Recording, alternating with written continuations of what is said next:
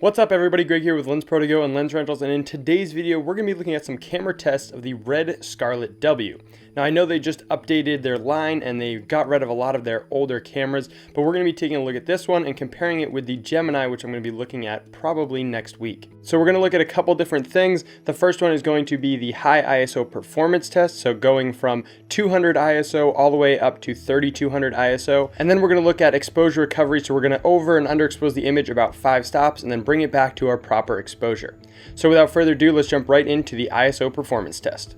So starting off with 200 ISO, you'll notice up in the right hand corner we have a 300% crop in as well, just so you can see a little bit in better detail and tighter on those black and shadow areas what this is looking like.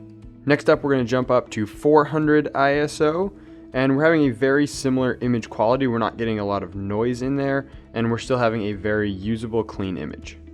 Next up, we're going to jump to 800 ISO, and we're starting to see a little bit of noise in here. You're seeing a little bit of dancing around in the colors and the black and gray areas, but we're not getting any color noise. It's very natural feeling.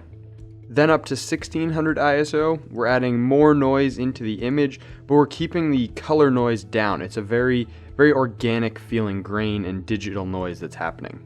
Then up to 3200, this is starting to push it a little bit too much. With some noise reduction, you could bring it down, but it would soften it up quite a bit. But this is still a usable amount of noise. Any amount of grain or noise above this is going to be a little bit too much to deal with any sort of noise reduction in post. So that was the ISO performance test. In the comments below, let me know how high you would push this ISO. Next up, let's take a look at the exposure recovery, starting with underexposure. So here we are with our correct exposure, f8 ISO 800, and everything is looking really solid. Going to one stop under, on the left side you're going to see the actual shot before it was corrected, in the center that correct exposure again, and then on the right is the recovered shot, so how we've brought it back from that one stop under. Going down to 2 stops under, we're at an f16. We're able to get a really good recovery of those shadows and not too much noise in those darker areas. Going to 3 stops under, we're at an f22. We're starting to see a lot more noise, especially in the shadow areas or the darker areas, but we're not seeing a lot of color shift, which is really good, so we could clean this up with some noise reduction. Going to 4 stops under, we're pretty dark on our actual shot now, and as you can see in the recovered shot, we're seeing a lot of noise in the whole image. And then lastly, going to 5 stops underexposed, we're starting to see a ton of grain pretty much everywhere in the image. We're really underexposed on that shot. So for me, this would be completely unusable. Now we're just going to go back to our correct exposure, so f8 ISO 800 again, and now we're going to overexpose the image. So starting with 1 stop overexposed, again, actual shot on the left, recovered shot on the right. We're able to bring all of this information back, and there's really nothing blowing out. We're just kind of shifting the image a little bit darker. Up to 2 stops overexposed, if you look in the actual shot, we are starting to get a little bit blown out in the mug and in some of the brighter areas in the shot, but we're able to recover all of that information.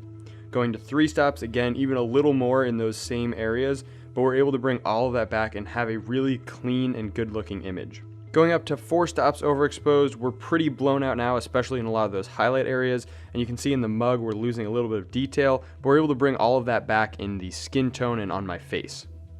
Next, we're going to check out 5 stops, and here we have a lot of blown out things in the shot, and we're not able to recover a lot of this. So I would say you could push this probably about up to 4 stops, but 3 stops for sure to be safe, and you'll be able to have all of that information to play around with.